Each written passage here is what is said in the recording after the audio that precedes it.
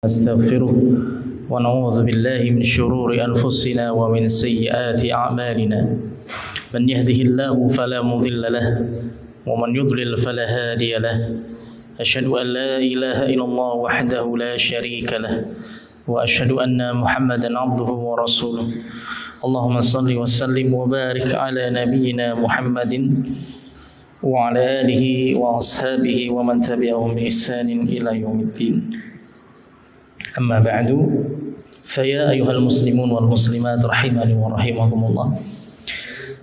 Waalaikumsalam. Jamaah sekalian, kaum muslimin dan muslimah yang saya hormati dan saya muliakan, alhamdulillah kesempatan sore hari ini kita kembali bisa berkumpul bermajelis di salah satu rumah Allah Subhanahu wa taala ini. Kita bisa dipertemukan di majelis yang mulia ini, salah satu taman-taman surga di dunia. Allah Subhanahu wa taala masih memberikan kesempatan taufiknya kepada kita semua sehingga kita masih bisa bersama-sama berkumpul di rumah Allah Subhanahu wa taala untuk bersama-sama kita mempelajari seputar dinul Islam. Yang ini merupakan bekal yang sangat penting bagi kita semua untuk menjalani kehidupan kita di dunia ini dan untuk mempersiapkan kehidupan kita di akhirat kelak. Pembahasan sore hari ini insyaallah kita akan melanjutkan pembahasan kitab Riyadhus Shalihin karangan Al-Imam An-Nawawi rahimahullahu taala. Di mana pembahasan kita masih dalam bab Fadhil hubbi fillah wal hathu alaihi. Bab tentang keutamaan mencintai karena Allah Subhanahu wa taala dan juga dorongan untuk mencintai karena Allah Subhanahu wa taala. Ya, kita akan lanjutkan. Kita akan masuk pada hadis yang kedua ya dalam bab ini. Hadis yang masyhur, hadis yang mungkin kita semua sudah pernah mendengarnya dan mungkin juga sudah beberapa kali mendapatkan pembahasan tentang hadis ini, yaitu hadis tentang 7 golongan yang kelak Allah Subhanahu wa taala berikan naungan di padang mahsyar ya, di hari kiamat nanti, di akhirat nanti. Ada 7 golongan dari manusia, dari umat ini yang akan mendapatkan naungan dari Allah Subhanahu wa taala di padang mahsyar kelak. Kita lihat hadisnya. Qala al-Imam An-Nawawi rahimahullah taala wa an Abi Hurairah radhiyallahu anhu anin Nabi sallallahu alaihi wasallam qala. Dari Abu Hurairah radhiyallahu anhu dari Nabi Muhammad sallallahu alaihi wasallam beliau bersabda, Sab'atun yudhilluhumullahu fi dhillih yauma la dhilla illa dhilluh. Ada 7 golongan manusia. Ada 7 golongan manusia yang kelak akan mendapatkan naungan dari Allah Subhanahu wa taala. Pada naungannya yauma la dhilla illa dhilluh, di hari di mana tidak ada naungan kecuali naungan Allah Subhanahu wa taala. Naungan Allah Subhanahu wa taala di sini ya, yang dimaksudkan dengan naungan Allah dhillun ya, itu bisa diartikan bayangan. Ya, dhil. Jadi seperti ya kita ketika kita berteduh ya, berteduh di di bawah atau di bawah tempat yang bisa menghalangi kita dari sinar matahari, atau berteduh di bayangan suatu bangunan atau pohon ya, atau apapun itu. Maka dhillun itu naungan atau bisa diartikan juga bayangan. Ya, sebagaimana kita juga punya bayangan. Dan tentunya di sini jamaah sekalian rahimani wa rahimakumullah, sesuatu yang memiliki bayangan tentunya itu berarti adalah makhluk. Ya. Maka yang harus dipahami di sini dhillullah ya, naungan Allah Subhanahu wa taala di sini yang dimaksudkan adalah naungan arsy-Nya Allah Subhanahu wa taala. Ya, naungan arsy-Nya Allah. Jadi bayangan dari arsy-Nya Allah Subhanahu wa taala. Ya, sedangkan arsy-Nya Allah itu makhluk, ya. Jadi kemudian jangan kemudian kita salah memahami Allah punya bayangan yang kemudian dengan bayangan tersebut Allah menaungi hamba-hambanya. Ya, tentunya Allah tidak sama dengan makhluk. Kalau Allah memiliki bayangan, berarti Allah diliputi oleh makhluknya. Diliputi oleh apa? Oleh matahari, ya. Matahari yang kemudian menjadikan suatu objek itu memiliki bayangan. Tentunya Allah Subhanahu wa taala jauh dari semua itu, ya.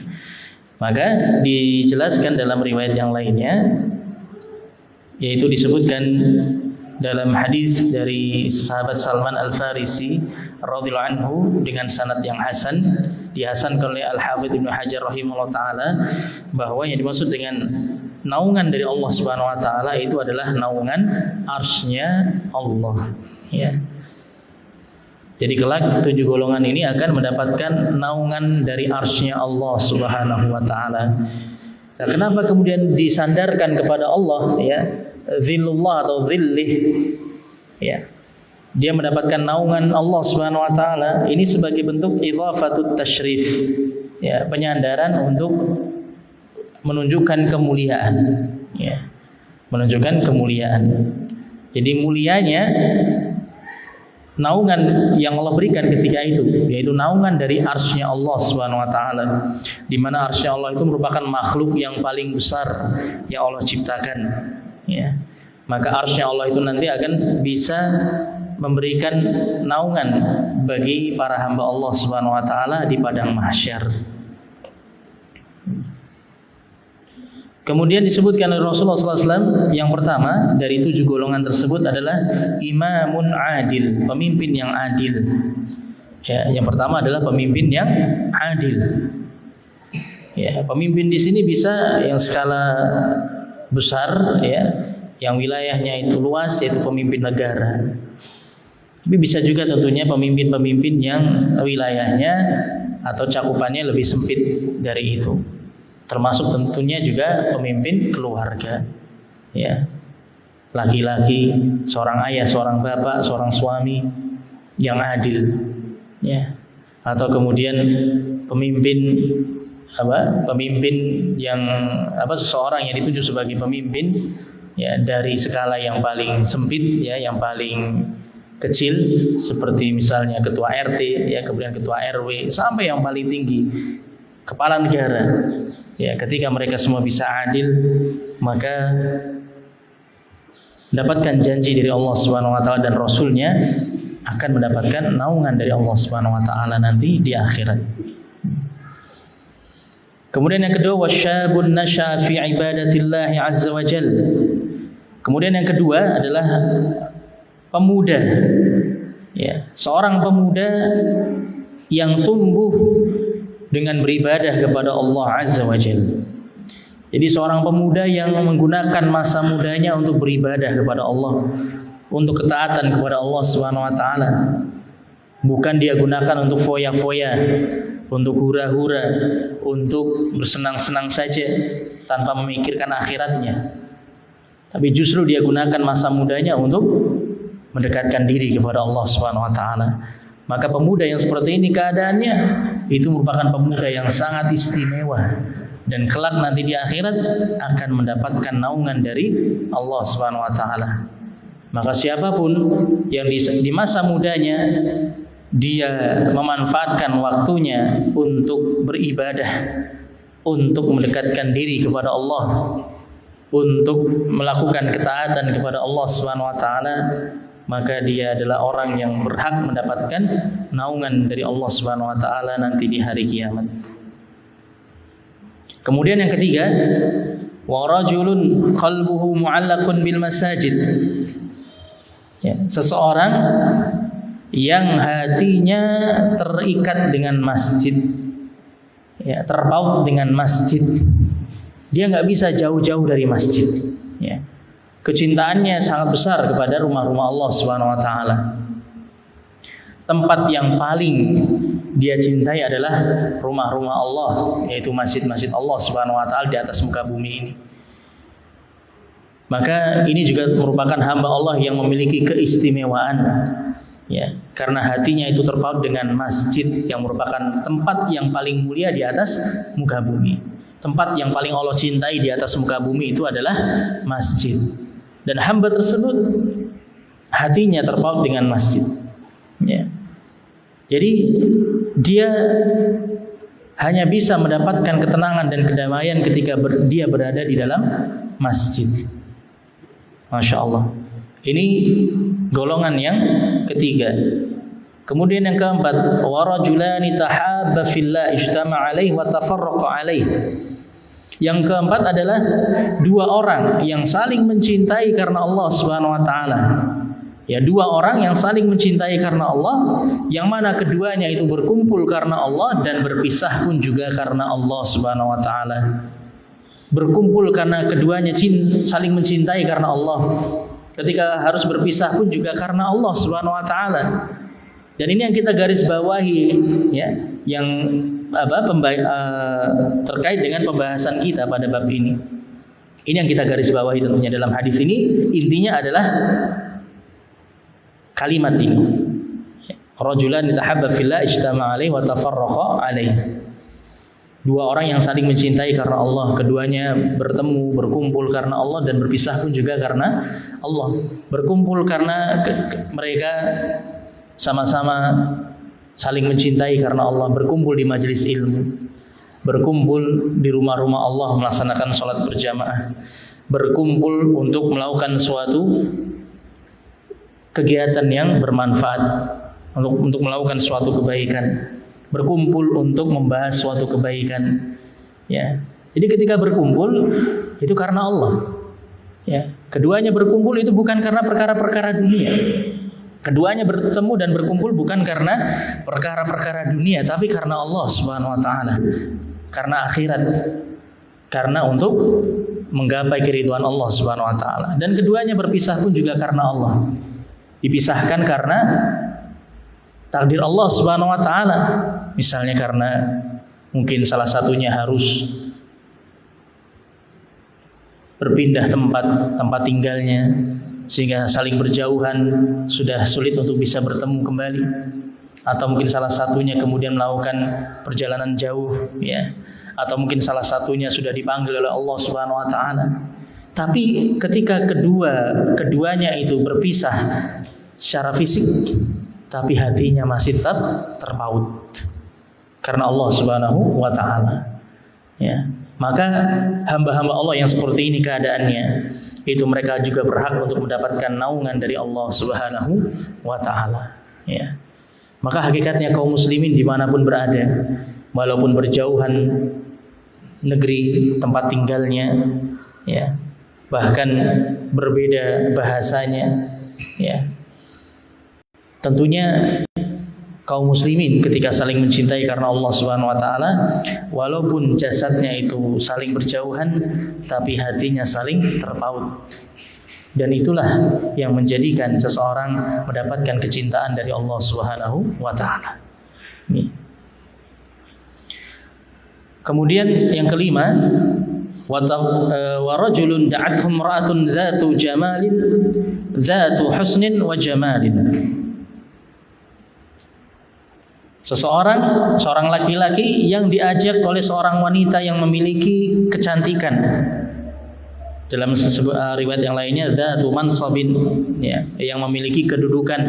Tidak hanya kecantikan tapi juga memiliki kedudukan. Jadi seorang wanita yang memiliki kemuliaan dari sisi nasab, atau wanita yang kaya raya, wanita yang terpandang, kemudian juga parasnya cantik. Kemudian wanita tersebut mengajak seorang laki-laki untuk berzina, tapi laki-laki tersebut menolaknya. Seraya mengatakan, faqala inni akhafullah. Laki tersebut mengatakan, sesungguhnya aku takut kepada Allah Subhanahu wa taala. Ini golongan yang berapa tadi? Yang keberapa? Yang kelima, ya. Dan kalau kita membaca kalimat ini, tentunya kita langsung ingat kepada Nabiullah Yusuf alaihissalam. Beliau tentunya contoh yang paling tepat, yang paling bagus, yang paling baik dalam hal ini. Kita tahu bagaimana kisah Nabi Yusuf alaihissalam. Ya. Beliau diajak untuk berzina oleh seorang wanita yang cantik, yang masih muda, yang memiliki kedudukan, memiliki harta, ya. Yang ketika itu tidak ada penghalang apapun untuk melakukan perbuatan fahisyah. Tapi kemudian Nabiullah Yusuf alaihissalam, beliau ingat kepada Allah Subhanahu wa taala, dan beliau pun akhirnya menolak ajakan wanita tersebut. Yang dengannya kemudian Nabiullah Yusuf alaihissalam, beliau diangkat derajatnya oleh Allah Subhanahu wa taala, dan beliau dijadikan sebagai salah satu contoh terbaik dalam hal ini, ya.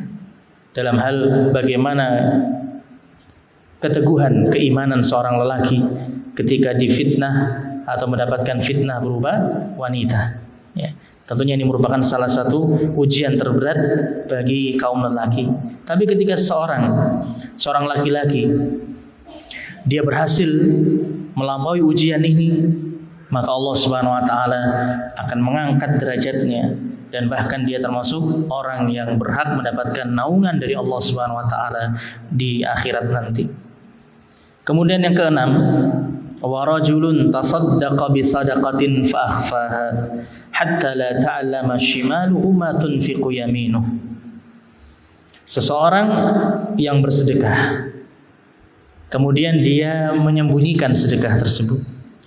Ya, dia berusaha agar tidak ada seorang pun yang mengetahui dia bersedekah, yang tahu bahwasannya dia sudah mengeluarkan sebagian hartanya di jalan Allah Subhanahu wa taala. Bahkan sampai-sampai di sini Rasulullah memberikan gambaran, ya, sampai-sampai tangan kirinya tidak tahu apa yang diinfakkan oleh tangan sedekah. Secara sembunyi-sembunyi tadi tidak diketahui oleh tangan kirinya. Masya Allah. Ini menunjukkan betapa besarnya upaya dia untuk menyembunyikan sedekah yang dia lakukan. Sama sekali tidak ada keinginan dalam dirinya untuk menampakkan hal tersebut di hadapan ini dan itu, di hadapan manusia, ya. Akhirnya kemudian mulai muncul niatan-niatan untuk riya, dan tentunya itu semua bisa merusak amalannya. Ya, tapi orang ini dia berusaha untuk menjaga keikhlasan dalam dirinya, yaitu dengan tidak menampakkan sedekah tersebut kepada siapapun. Dia berusaha semaksimal mungkin untuk menyembunyikannya. Kemudian yang ketujuh, yang terakhir, wa rajulun dzakarallaha khaliyan fa fadat 'ainah. Seseorang yang mengingat Allah Subhanahu wa taala ketika dia sendirian, ketika tidak ada seorang pun di sisinya, ketika tidak ada seorang pun yang melihatnya, hanya antara dirinya dengan Allah Subhanahu wa taala, hanya antara dirinya dengan jiwanya, hanya antara dirinya dengan hawa nafsunya, hanya antara dirinya dengan bisikan-bisikan syaitan. Tapi ketika itu dia tetap bisa mengingat Allah Subhanahu wa taala. Kesendiriannya tersebut tidak menyebabkan dia berbuat durhaka kepada Allah, berbuat maksiat kepada Allah Subhanahu wa taala. Justru dia gunakan kesendiriannya tersebut untuk mengingat Allah Jalla Jalaluh, hingga akhirnya kemudian matanya pun berlinang air mata, hingga akhirnya dia pun menangis karena mengingat Allah Subhanahu wa taala. Allahu akbar. Muttafaqun alaih. Hadis ini diriwayatkan oleh Imam Bukhari dan Imam Muslim. Maka jemaah sekalian rahimani wa rahimakumullah, itu tadi merupakan 7 golongan manusia yang kelak layak untuk mendapatkan naungan arsy-Nya Allah Subhanahu wa taala di padang mahsyar, di mana ketika itu manusia merasakan kondisi yang sangat berat. Ya, mereka kepanasan di padang mahsyar, menunggu ratusan tahun, ya, bahkan mungkin lebih lama dari itu, menunggu ditegakkannya yaumul hisab, ya, ditegakkannya hari perhitungan amalan. Manusia menunggu di padang mahsyar dalam waktu yang sangat lama, sedangkan matahari didekatkan sejarak 1 mil, ya, sebagaimana dijelaskan dalam hadis yang sahih dari Rasulullah sallallahu alaihi wasallam. Hingga akhirnya banyak manusia yang kepanasan, berkeringat, mengeluarkan keringat yang begitu banyak jumlahnya. Ada yang bahkan keringatnya itu bisa mencapai mata kakinya, ada yang mencapai lututnya, bahkan ada yang mencapai lehernya. Subhanallah. Ini menunjukkan betapa beratnya kondisi manusia saat itu. Tapi ada di antara hamba-hamba Allah yang kemudian mendapatkan keteduhan, ya, tidak merasakan kepanasan. Mereka merasakan kenikmatan bahkan sebelum mereka dihisab oleh Allah Subhanahu wa taala. Yaitu diantaranya 7 golongan ini. Yang kelak di padang mahsyar mereka tidak merasakan kepanasan, bahkan mereka merasakan keteduhan karena dinaungi oleh arsy-Nya Allah Subhanahu wa taala. Maka tentunya ini merupakan kabar gembira yang disegerakan sebelum mereka merasakan kenikmatan yang sesungguhnya di dalam surga Allah Subhanahu wa taala. Dan jamaah sekalian rahimani wa rahimakumullah, salah satu dari 7 golongan tersebut yang disebutkan dalam hadis ini adalah yang kita garis bawahi terkait dengan bab kita ini adalah 2 orang yang saling mencintai karena Allah. Ya. Maka ini menunjukkan betapa mulianya, betapa agungnya kecintaan karena Allah Subhanahu wa taala. Ya. Ketika seseorang bisa mencintai saudaranya, mencintai orang lain karena Allah, itu merupakan sebuah kemuliaan dan sebuah keutamaan.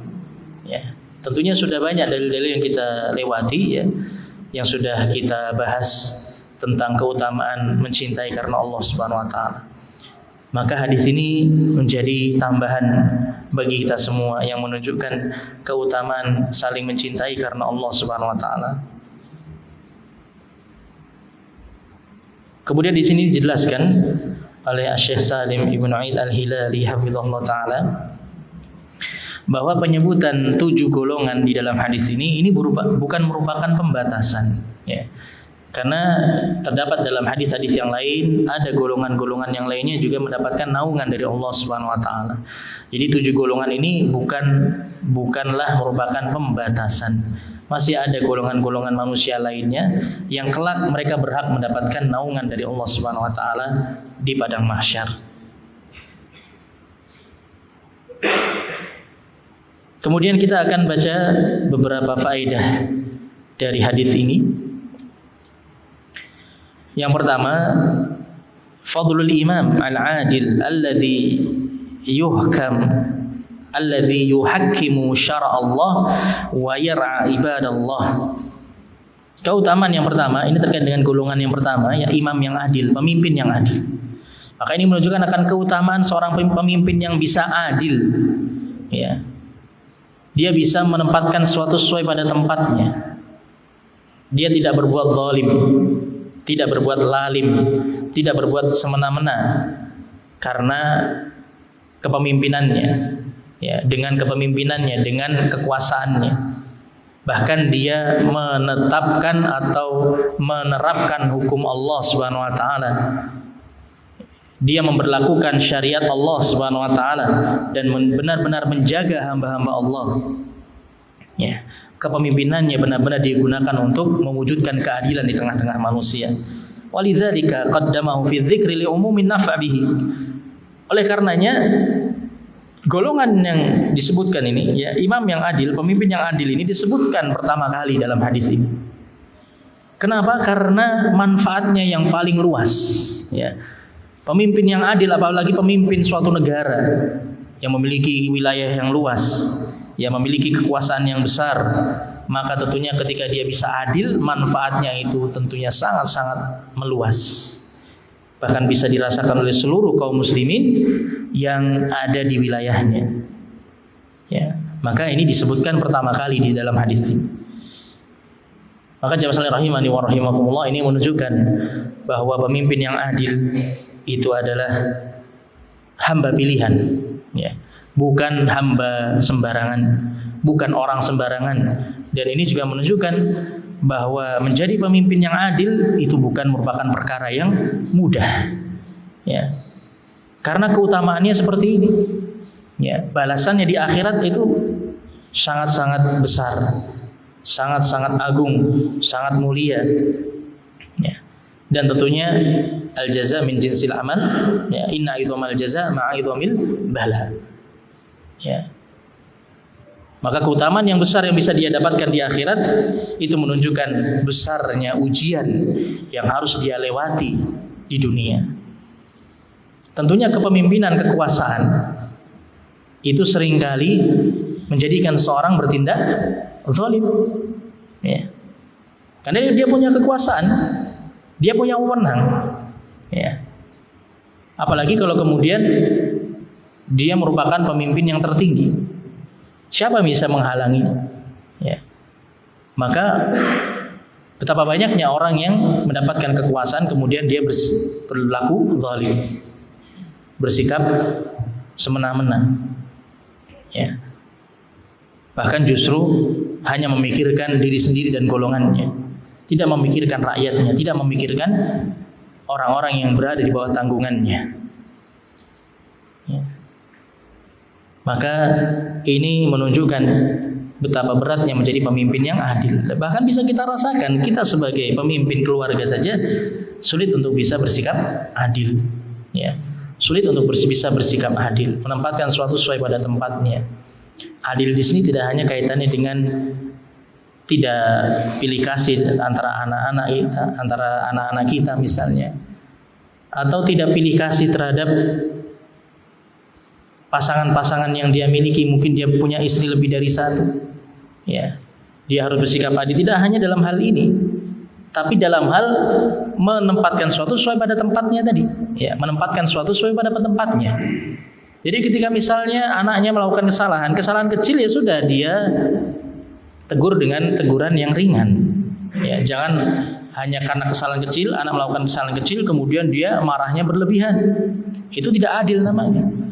Bahkan mungkin dia pukul anaknya dengan keras misalnya, atau dia membentak anaknya dengan keras, padahal kesalahan yang dilakukan oleh anaknya itu adalah kesalahan yang kecil. Maka ketika itu dia gagal untuk menjadi pemimpin yang adil. Itu salah satu contohnya. Dan tentunya hal ini pun kita rasakan, ya, betapa beratnya untuk bisa menjadi pemimpin keluarga yang adil.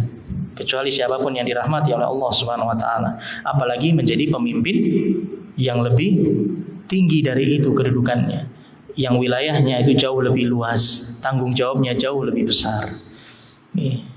Maka siapapun yang merenungi hal ini, dia mengingat bagaimana besarnya tanggung jawab di hadapan Allah atas kepemimpinan seseorang, maka tentunya tidak ada orang yang berebutan kekuasaan. Tidak akan ada orang yang berebut kekuasaan, karena kekuasaan itu hakikatnya bukan nikmat, tapi itu merupakan ujian yang berat. Kemudian yang kedua, fadlus syab alladhi syabba fi ta'ati rabbih falam yuzawil al-ma'asi wa lam yaqtarif al-fujur. Yang kedua, golongan yang kedua yaitu pemuda. Ya, disebutkan yang kedua adalah golongan pemuda. Pemuda ataupun pemudi tentunya, laki-laki maupun wanita yang masih di masa-masa muda, kemudian dia gunakan masa mudanya untuk ketaatan kepada Allah Subhanahu wa taala, dan dia berusaha untuk menjauh dari maksiat, dia berusaha untuk istiqomah di atas ketaatan, dia berusaha untuk menjauh dari perbuatan-perbuatan fujur, perbuatan-perbuatan dosa, ya, bersama dengan banyaknya faktor pendorong bagi dirinya untuk melakukan perbuatan-perbuatan dosa, baik dari internal maupun eksternal.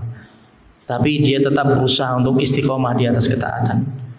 Ya, maka golongan manusia yang seperti ini, para pemuda-pemudi yang menghabiskan masa mudanya untuk ketaatan kepada Allah, ini luar biasa. Ya, ini merupakan bentuk karomah dari Allah Subhanahu wa taala kepada pemuda dan pemudi tersebut. Apalagi di zaman sekarang ini, ya tentunya semakin sulit kita mendapati ada seorang pemuda dan pemudi Islam, ya, yang mereka kemudian menggunakan masa mudanya untuk ketaatan kepada Allah Subhanahu wa taala.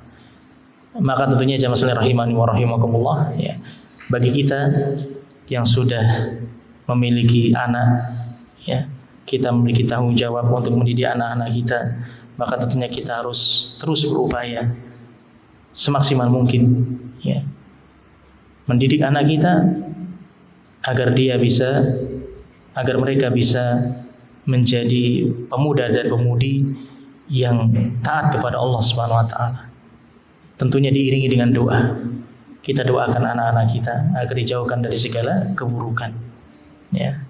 Kita terus berusaha untuk mendekatkan diri kepada Allah agar Allah juga menjaga anak-anak kita. Ya, karena tentunya tanpa pertolongan dan kemudahan dari Allah, rasanya mustahil bagi kita untuk bisa melindungi anak-anak kita, terutama di zaman sekarang ini.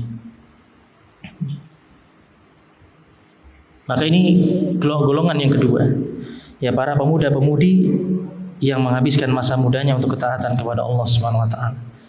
Maka masa muda itu merupakan masa-masa yang sangat-sangat penting untuk kita perhatikan. Ya, masa-masa keemasan bagi seorang hamba, dan bahkan nanti akan ditanya secara khusus di hadapan Allah Subhanahu wa taala. Ya, di antara perkara-perkara yang akan ditanyakan oleh Allah Subhanahu wa taala pada setiap hamba itu di antaranya adalah masa mudanya. Ya. Wa an syababihi fi ma ablah. Tentang masa mudanya, untuk apa dia habiskan masa mudanya. Setelah ditanya tentang umurnya secara umum, ya an umrihi fi ma afnah. Tentang umurnya, usianya di dunia, umurnya di dunia, untuk apa dia gunakan umurnya? Untuk apa dia habiskan umurnya? Kemudian setelah itu ditanya tentang masa mudanya secara khusus.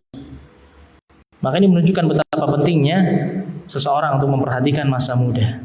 Ya. Jadi bagi yang masih dalam kategori pemuda-pemudi, harus memanfaatkan masa mudanya dengan sebaik-baiknya. Istiqomah di atas ketaatan kepada Allah Subhanahu wa taala, maka niscaya dia akan mendapatkan keberuntungan di dunia maupun di akhirat. Kemudian yang ketiga, faedah yang berikutnya, wujubu tarbiyatin nasyi'a ala taatillah wa tauhidih. Wajibnya mendidik para pemuda dan pemudi untuk senantiasa di atas ketaatan kepada Allah dan juga mentauhidkan Allah Subhanahu wa taala. Ini tadi juga yang saya sebutkan. Wajibnya kita untuk mendidik anak-anak kita, wajibnya kita untuk mentarbiyah anak-anak kita, generasi penerus kita, untuk bisa senantiasa di atas ketaatan kepada Allah Subhanahu wa taala. Kemudian berikutnya, fadlu man yartadul masajid wa yabqa qalbuhu mu'allaqan fiha wa biha kullama kharaja minha 'ada ilaiha. Kemudian golongan yang berikutnya yaitu keutamaan orang yang senantiasa dekat dengan masjid. Dimanapun dia berada, yang dia cari itu masjid. Ya. Dimanapun dia pergi, kemanapun dia pergi, yang dia cari adalah masjid, rumah Allah Subhanahu wa taala.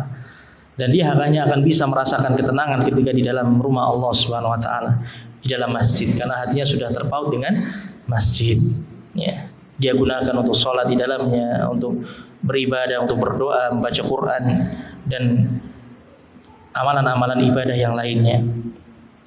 Ya, hubban fi dzikrillah wa iqamatis shalah jama'atan fiha, karena kecintaannya untuk berzikir, mengingat Allah Subhanahu wa taala di dalam rumah-rumah Allah, dan kecintaannya untuk menegakkan salat berjamaah di dalam rumah-rumah Allah Subhanahu wa taala.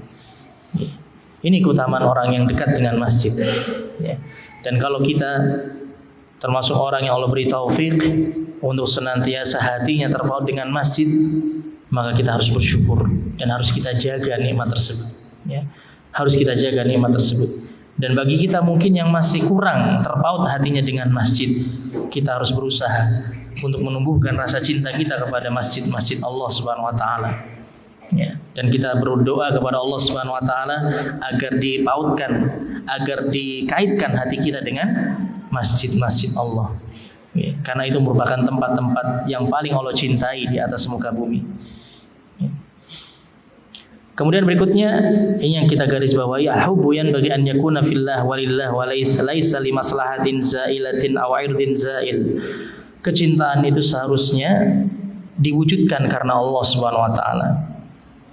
Kecintaan yang ada pada diri seorang hamba kepada orang lain, kepada sesama hamba, itu seharusnya dibangun di atas kecintaan kepada Allah Subhanahu wa taala. Bukan karena suatu kemaslahatan yang akan sirna, atau karena tujuan-tujuan duniawi yang itu semua akan sirna, yang sifatnya fana, akan segera dia tinggalkan. Sungguh merugi ketika seseorang hanya menjalin hubungan dengan orang lain, menjalin relasi dengan orang lain dalam bentuk apapun, tapi itu hanya karena perkara-perkara duniawi. Dia sudah menghabiskan waktunya untuk semua itu, menghabiskan tenaganya, pikirannya untuk semua itu, tapi dia di akhirat tidak mendapatkan apapun.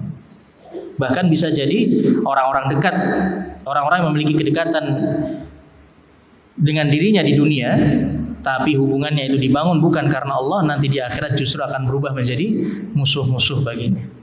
ya akan menjadi musuh-musuhnya nanti di akhirat. Nauzubillahi min dzalik. Maka tentunya ini yang kita garis bawahi terkait dengan pembahasan bab kita ini. Betapa mulianya, betapa besarnya keutamaan mencintai karena Allah Subhanahu wa taala. Maka jamaah sekalian rahimani wa rahimakumullah, ya, ini yang harus senantiasa kita ingat-ingat. Ya, ketika kita berkumpul bersama saudara-saudara kita, coba kita renungkan kembali apa niatan kita ketika berkumpul dengan saudara-saudara kita. Apa alasan kita berkumpul dalam suatu komunitas atau suatu majelis, suatu perkumpulan? Apa tujuan kita? Apa niat kita? Kalau tujuan kita karena untuk menggapai akhirat, maka lanjutkan. Tapi kalau ternyata tujuan kita hanya untuk perkara-perkara duniawi, maka tinggalkan. Karena semua itu tidak akan bermanfaat. Ya, semua itu tidak akan bisa menyelamatkan diri kita di akhirat. Kalaupun kita mendapatkan keuntungan di dunia, itu hanya keuntungan yang sementara, dan kita akan terluputkan dari keuntungan yang jauh lebih besar di akhirat nanti. Ya. Maka betapa banyak orang-orang yang kemudian menyesal ketika dia menjalin hubungan dengan orang lain, tapi karena tujuan-tujuan duniawi. Ya. Selama masih ada tujuan yang sama antara dua belah pihak, mereka bisa akur, mereka bisa dekat. Tapi kalau kemudian tujuannya sudah berbeda, ya, sudah tidak ada lagi tujuan yang sama antara keduanya dalam perkara dunia, mereka akan saling bermusuhan. Ya. Maka itu banyak terjadi tentunya, dan banyak sekali contoh-contohnya di sekitar kita. Ya, berkumpul karena fanatisme golongan, ya, karena partai politik misalnya, atau karena perguruan bela diri, ya, atau karena tim sepak bola, atau karena hobi yang sama, atau karena perkara-perkara duniawi yang lainnya, ya. Tapi nanti kalau sudah merasa tidak ada kecocokan, ya, antara keduanya, itu pun juga terjadi karena perkara dunia tentunya. Maka akhirnya keduanya pun saling membenci, saling bermusuhan, bahkan akhirnya kemudian saling menjatuhkan. Kemudian faedah berikutnya, fadlul afaf wal irad anil fahisyah ma'a tawaffuri dawa'iha khasyatan lillah. Golongan yang berikutnya yaitu keutamaan orang yang menjaga kehormatan dirinya, menjaga kesucian dirinya, menjaga harga dirinya, dan berpaling dari perbuatan-perbuatan fahisyah, disertai dengan terkumpulnya semua faktor-faktor pendorong bagi dirinya untuk melakukan semua itu. Ini yang berat tentunya. Ya. Kalau kemudian sudah tidak ada lagi penghalang antara dirinya dengan perbuatan fahisyah, bahkan semua faktor pendorong ada pada dirinya, tapi kemudian dia tetap meninggalkan semua itu khasyatan lillah, karena takut kepada Allah Subhanahu wa taala, itulah ketakwaan. Ya. Itulah hakikat ketakwaan. Itulah rasa takut yang kemudian akan menyelamatkannya di akhirat nanti. Dan tentunya ini merupakan perkara yang berat. Ya, ini bukan perkara yang mudah untuk bisa dihadapi oleh seorang hamba. Betapa banyaknya hamba-hamba Allah yang kemudian mereka terjatuh ke dalam kenistaan ketika mereka tidak bisa menjaga ketakwaannya kepada Allah Subhanahu wa taala ketika dihadapkan dengan fitnah lawan jenis. Bahkan ketika faktor pendorongnya pun sebenarnya tidak terlalu besar, tidak terlalu banyak, bahkan masih banyak penghalang-penghalangnya, tapi tetap berusaha dia lanjut, dia teruskan untuk menggapai kenikmatan sesaat. Nauzubillahi min dzalik. Kemudian faedah berikutnya, fadlu muraqabatillah wa khasyatihi fis sirr. Golongan yang terakhir, ya, yaitu keutamaan senantiasa merasa diawasi oleh Allah Subhanahu wa taala, muraqabatullah. Ya, senantiasa merasa dilihat, didengar, diawasi oleh Allah Subhanahu wa taala, karena rasa takutnya kepada Allah ketika dia sedang sendirian. Jamaah sekalian rahimani wa rahimakumullah, tentunya kita semua yang hadir di sini, yang sudah mukallaf, yang sudah akil balik, yang akalnya sudah sempurna, tidak lagi anak-anak kecil, tidak lagi anak-anak yang baru mumayyiz atau mungkin lebih kecil dari umur mumayyiz. Kita semua sudah dewasa saat ini. Kita semua para mukallafin yang sudah mendapatkan beban syariat dari Allah Subhanahu wa taala.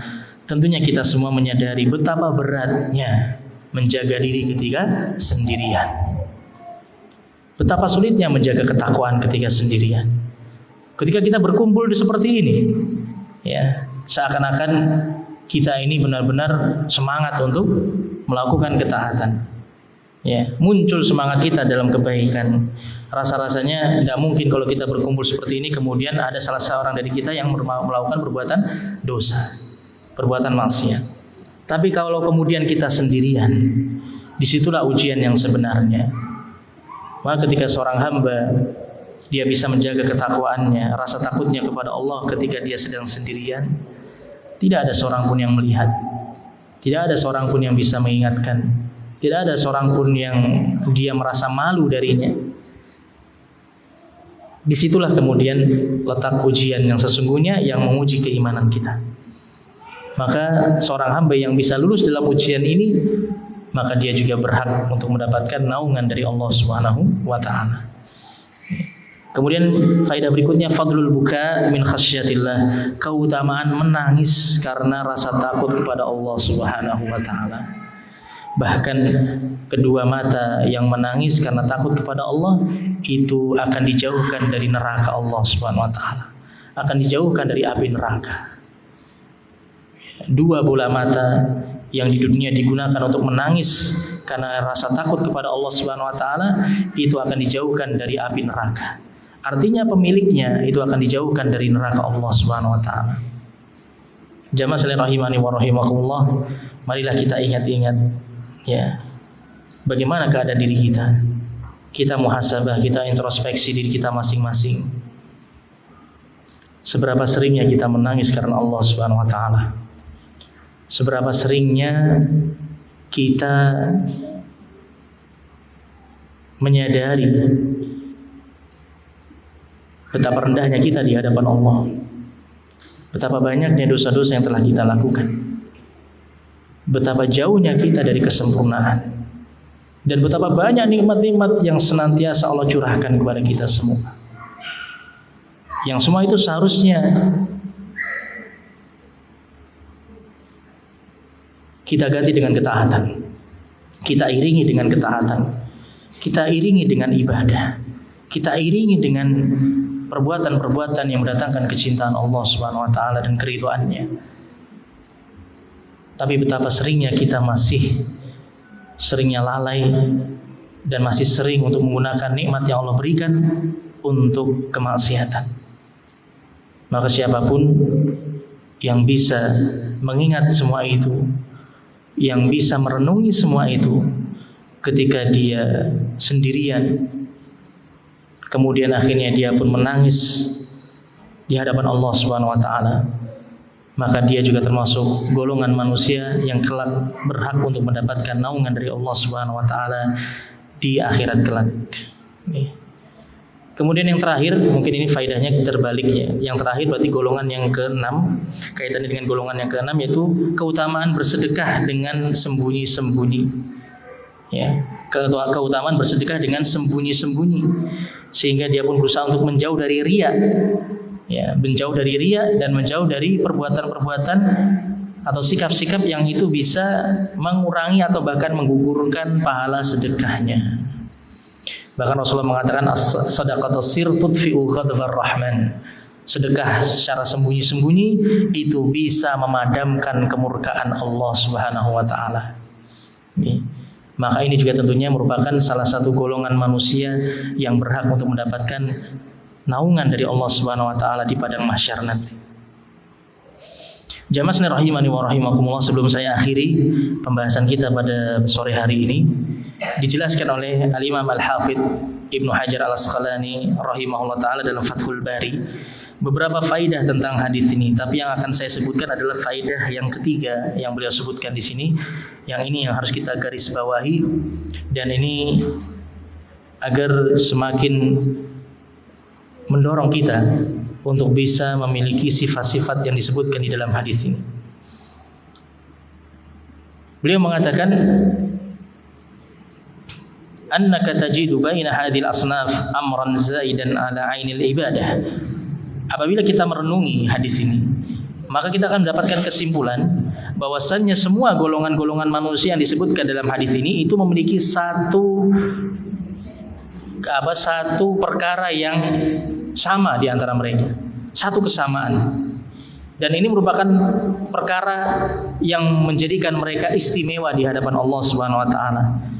Ya. Yang itu menjadikan ibadah yang mereka lakukan itu tingkatannya lebih dibandingkan ibadah-ibadah yang biasa dilakukan oleh hamba-hamba yang lain. Wa huwa habsun nafs ala taatillah wa qam'i syahwatiha wa kabhi jimahiha anil asabah ma'a tawaffurid dawa'i wa shiddatid dawafi' inda kulli wahid. Apa itu perkara yang ada pada 7 golongan tersebut?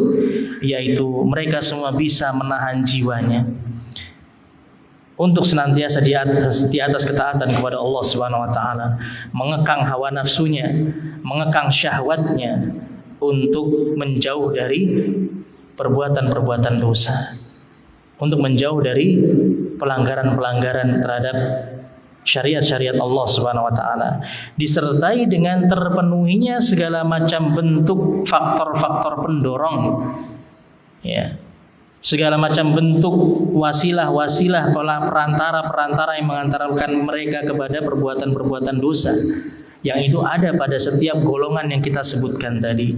Pemimpin yang adil, kekuasaan, ya, kekuasaan, kepemimpinan, ya, wilayah, kekuatan, ya, dimiliki. Ini faktor pendorong untuk melakukan perbuatan dosa, tapi dia mengekang hawa nafsunya untuk bersikap adil. Ya, kemudian juga para pemuda, faktor-faktor pendorongnya sangat banyak untuk mereka berbuat maksiat, tapi mereka mengekang jiwanya, hawa nafsunya untuk senantiasa di atas ketaatan. Begitu pula kemudian 2 orang atau seseorang yang hatinya senantiasa terpaut dengan masjid. Tentunya ini bertentangan dengan tabiat manusia, bertentangan dengan hawa nafsu manusia. Ya. Tentunya seorang hamba pada asalnya dia sulit untuk melangkahkan kakinya ke masjid. Hanya sekedar untuk mendatangi sholat 5 waktu saja berat. Pada asalnya begitu. Tapi dia bisa melawan semua itu hingga akhirnya kemudian kecintaannya kepada masjid itu mengalahkan semua hawa nafsunya, mengalahkan semua syahwatnya. Kemudian 2 orang yang saling mencintai karena Allah, ini pun juga berat, jemaah. Karena biasanya hubungan antara manusia itu dibangun di atas kepentingan duniawi, ya, dibangun di atas keuntungan duniawi. Siapa yang mau berlelah-lelah, bercapek-capek untuk menjalin hubungan dengan orang lain hanya untuk mendapatkan perkara-perkara yang itu dia tidak bisa segera menikmatinya di dunia ini? Ya, semuanya itu hanya bisa dilakukan oleh orang-orang yang beriman, yang mengekang hawa nafsunya. Ya, kemudian juga berikutnya, seorang lelaki yang diajak berzina oleh seorang wanita yang cantik dan kaya, ini juga tentunya jelas orang tersebut berhasil untuk mengekang hawa nafsunya.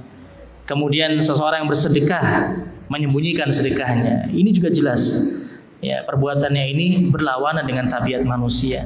Dia mengekang hawa nafsunya, mengekang syahwatnya, melawan jiwanya untuk berusaha ikhlas, tidak mau dilihat orang lain. Bahkan sekedar diketahui dia sudah pernah bersedekah, dia pernah bersedekah senilai sekian-sekian, dia tidak mau mendapatkan semua itu. Dia menghindari semua itu karena mengikhlaskan niatnya hanya karena Allah. Kemudian yang terakhir, seseorang yang menangis di tengah-tengah kesendiriannya. Tentunya ini juga seseorang yang bisa mengekang hawa nafsunya, bisa melawan jiwanya untuk senantiasa di atas ketaatan kepada Allah Subhanahu wa taala. Maka inilah satu perkara atau satu keadaan yang menjadikan 7 golongan ini istimewa di hadapan Allah Subhanahu wa taala. Mereka lah orang-orang yang benar-benar bisa mewujudkan ketakwaan kepada Allah Subhanahu wa taala fis sirri wal alan, ketika sendirian dan ketika di depan manusia. Wallahu a'lam bishawab. Demikian jamaah sekalian rahimani wa rahimakumullah, yang mungkin ini yang bisa kita pelajari pada kesempatan sore hari ini.